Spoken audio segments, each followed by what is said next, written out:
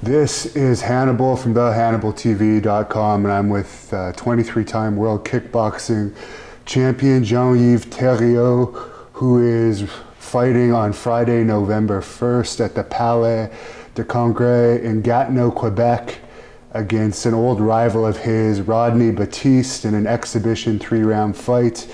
First time fighting, I think, since 1994, and Bill Superfoot Wallace is also going to be in attendance. To start off, why don't you just tell us about this upcoming fight? Absolutely. Thank you for having me. This is an event that came to mind this past spring. We wanted to do something to validate a particular foundation, and that is Make-A-Wish Foundation. We did contact Rodney Batiste out of Washington, and he agreed reasonably fast on doing an exhibition fight. We do have a history, as you well know. We fought in '81, and I believe in '84, and some of the best fights of the year. He's an amazingly good fighter, a great person as well. We are doing this in the context of a weekend that we normally have over the first weekend of November, and this is our 28th year. It's called Capital Conquest, and we do a training seminar for 2 days, and this one we added that extra activity on Friday nights. We have Friday night fights, we have Saturday, and we have Sunday training as well. So we have great guests coming in. Besides Rodney Batiste, who's kind enough to participate, so I have the legendary Bill Superfoot Wallace, who's going to be coming in and doing something with one of my first martial art hero, Wally Slokey out of Toronto, one of the guys that participated probably in the first World Championships in kickboxing many years ago. So, and at ringside we'll have a lot of notable personalities from the sports world, maybe some politicians as well. So it's going to be an event. And where can people get tickets if they want to order tickets? I understand it's already 80% sold out, and the place holds like 2,000 fans. Yeah, you can get tickets at any of the Thériault Jiu-Jitsu kickboxing in the area here. You can go at info@theriaultwasouth.ca, and we'll be able to meet your needs there. So you haven't fought since '94. I understand from our last interview you received numerous offers in the 100,000s after that fight to go back to the ring. Is this just the charity aspect that's making you come back this time, or you feel you want to show you can still do it at your age? Well, no, it's strictly a charitable event, fundraising event. Both Rodney and I are 65. I also want to make sure that people understand, at 65 we're not dead. We're not going towards the coffin. Leading a healthy lifestyle will permit you to do a lot of things that you were able to do as young men, but certainly not as fast and as intensely, and more than likely and more importantly, not with the same goal in mind. We do work with adults here at the school, in all the Thériault schools across the Ottawa area. Some of them are middle-aged, some of them are seniors, and then they're still very good at what they're doing. And so we're hoping to be able to let people know that through a good, healthy lifestyle, you're able to enjoy life the way that we did. And certainly now, as a retired from work or from competition, it's doubly satisfying to know that we're still able to participate in life and have a good time. But you never really stopped training. I've trained here with you numerous times, and you're always participating in the classes, not necessarily the sparring, but the cardio aspect of the classes. Yeah, I train a couple times a week. Like I mentioned a little earlier, what I have to do now is to reestablish my training regimen relative to the special kind of activity I'm going to be doing. So I need to do a little bit more shadow boxing and footwork and kicking and punching the bag and sparring and stuff like that. I've reestablished those regular routines a couple of weeks ago, and I'm going slowly. We have a lot of very good, technically sound people here at Thériault Ottawa South, and I'm going to use every one of them Whether they have experience or not, I'm going to use the young ladies because they're technically very sound, the young men that don't have any experience, throw punches and kicks at me so that I can reacquaint myself with my automatic responses, my defensive and stuff like that. So everybody here at Thériault South is participating in this fundraising event. I'm really proud of every one of them. And you defeated Rodney Batiste in both of the previous fights. Do you think he's going to actually want to get some revenge in this fight a little bit? Well, you know what? I hope he does, because it's going to be an entertaining experience. I am not necessarily expecting that, but if it is, I'll be ready. Will there be headgear in this? It's an amateur show, or? Well, it's an amateur show, but we fought as professionals, and because it's a demonstration fight, it's out of the jurisdiction of the corporation or the sanctioning body for the rest of the event. So if both Rodney and I decide that we don't want to go with headgear, lighter gloves, and so on, it'll be up to us. Because I found in my last fight, the headgear actually was a bad thing because it kept coming down over my eyes. Yeah. So it's not necessarily that much of an advantage to wear the headgear. Well, you're right. I mean, the headgear itself is protection. When we're doing preparation for combat, I insist that the people wear headgear to avoid the impact is still the same. Fact is that there are headbutts that could be that could happen accidentally, or elbows or whatever, and that's where that's why we want to use the helmets in training. As a professional fighter, obviously, that's part of the dynamics, is to wear nothing but the gloves and the kicking apparatus, and let people maybe see or sense or see the clean punches or the clean kicks, and maybe a little bit of a reaction from the guy who's taking the punch. So, but in amateurs, we obviously insist on having them protect themselves as much as possible, whether they like it or not. Those are the rules, and we have to protect them from themselves sometimes. And George St Pierre is retired since I last talked to you. Any thoughts on him calling quits? I guess he was willing to fight, but the UFC didn't necessarily want him to have the fight that he wanted. So I guess that's what led to his ultimate retirement. Well, I'm sure that George came to the conclusion on his own, and probably with help from some of his very close people. He did call me at one point, and we did discuss the way that I came to realize I needed to retire. And he was curious about it, and he was respectful on how the process went. George, in fact, is going to be participating in this event. He will be donating some equipment of his, signed and autographed, for evidently the fundraising part of this event. So he might actually be in the crowd for your fight? Well, unfortunately, no. George is a very, very busy man. He will be in Africa for the first 2 weeks of November.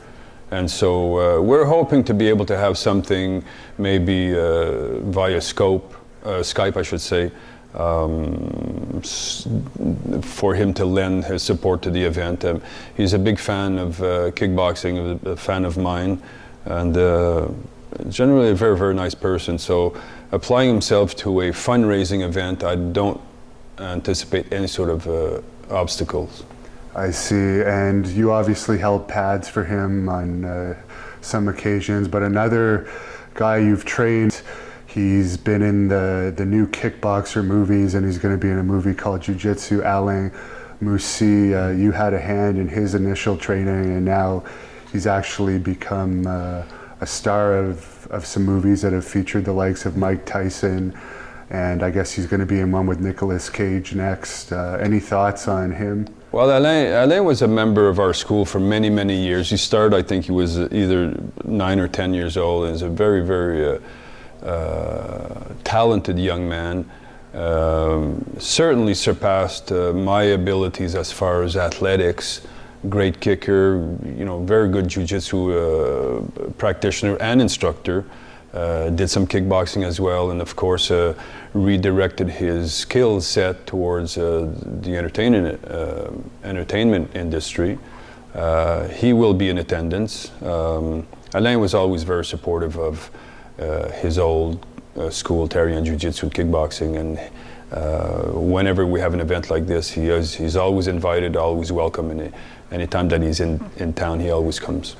Could you ever see kickboxing making a comeback? I mean, for those that don't know, you were actually performing in front of 5,000, 10,000 people when you were at your peak, holding the world title, and now it seems like in Canada anyways, it's mostly just amateur events.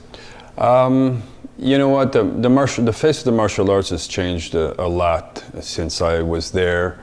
There's a lot of promoters, a lot of different sports, you know, MMA, BJJ, Letway, Sambo, all sports that may not be mainstream, but they do attract some attention from, you know, the members of the school, whether they want to participate or be fans. So, you know, reliving the era, the 80s in kickboxing may be a bit of a difficult mandate for some, namely Joe Corley out of Atlanta, Georgia, and his team. They want to certainly put the sport back on you know, the map as far as an exciting, entertaining sport. We do, at this particular end, we do amateur fighting or amateur galas to set people straight in their endeavors as fighters. We want to make sure that they start out, you know, nice and solid and straight and have a good amateur background, and then from there, if they want to go to professional as well, there's not a lot of promoters right now in Canada that do professional, but we're obviously hoping that this is going to happen again. And if they have to travel presently, United States has a couple of promoters, Europe has a couple of promoters as well. So there's a chance, of course, and like I say, guys like Joe Corley and his bunch of people are still very passionate about pushing this forward. Have you seen much of Glory kickboxing? Well, Glory is probably the closest thing to what we did, and evidently, me personally, that's probably the favorite the favorite application of that sport presently, and so I enjoy the fighters. Like I say, it's the closest thing to what I was doing and what we were doing years ago, and I certainly commend them for their effort. They're very good fighters and very entertaining. What are your thoughts on the no shin guards in that company? Back when you were doing it, there were still shin guards. Well, this is a particular application. I mean, the traditional kickboxing, American kickboxing or North American kickboxing, shin guards, long pants, that was the accepted way of doing it. Thai boxing never had any shin guards or foot protection, or even, you know, in the very early stages of it, even boxing gloves. So there's a very specific group of people that want to practice it that way, and that's great. Personally, you know, punches and kicks hurt. So if we can, you know, protect ourselves a little bit more, well, that's great. What are your thoughts on people like kicking trees in Thailand and doing that kind of shin conditioning, which, from what I understand, ultimately causes problems as you get older? Well, you just did mention something that I think is worrisome, and that there are problems that may instill and that they may develop over the course of years. And, you know, you have to understand one thing: when we're doing a professional amateur career in sports, there's a price that you pay. What is the price that you pay? For what is it that you want? And you certainly have to live with the consequences of that. So if you're having difficulty with your knees and shins because you banged on a banana tree,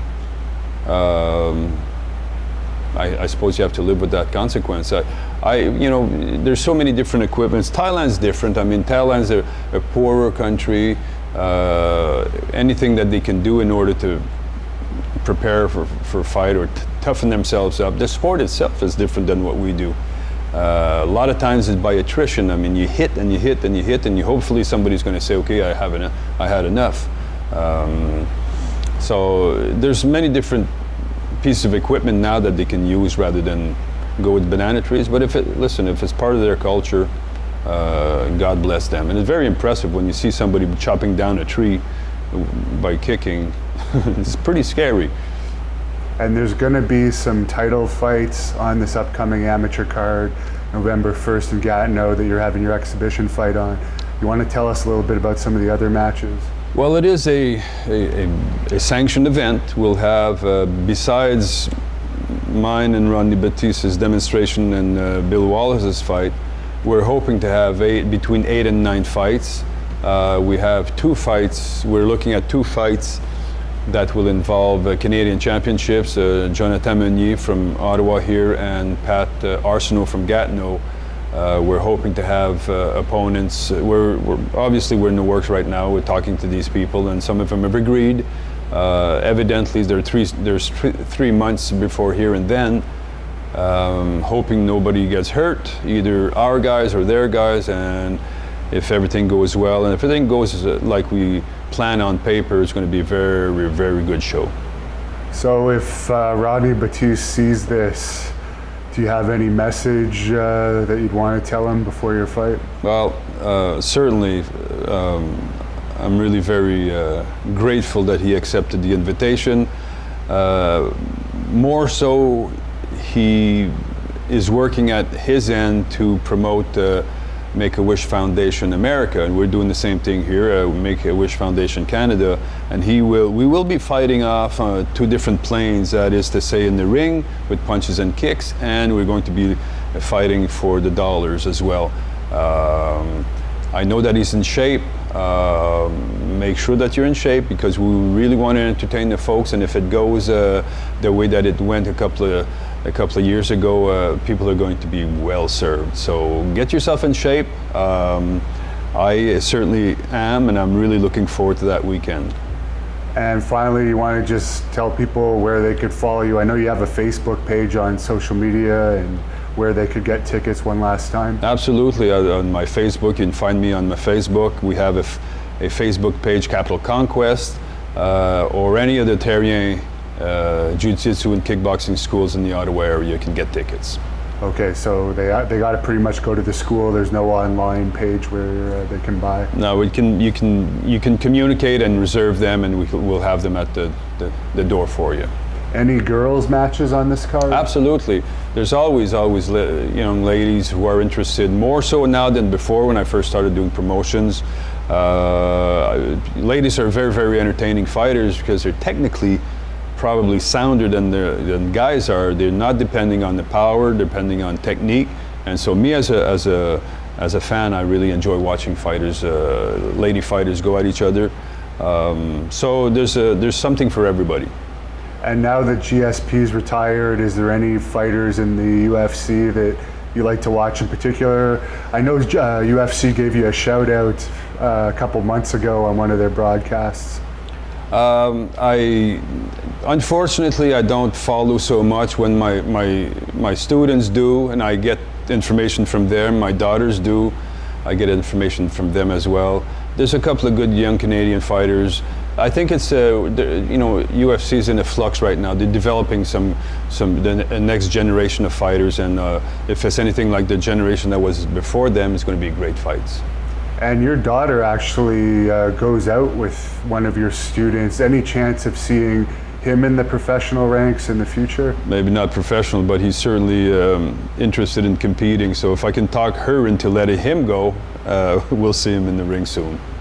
And any closing remarks you'd like to make to close this off? Thanks a lot for speaking with us. Well, thank you, Devin, for the invitation.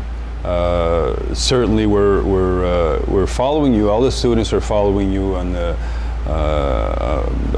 internet, and we certainly look forward to seeing this. Wish you good luck, and we're obviously inviting everybody to come out on November 1st, 2nd, and 3rd, but specifically November 1st for that kickboxing event. But that weekend itself is really worth looking into. Thank you for watching the Hannibal TV.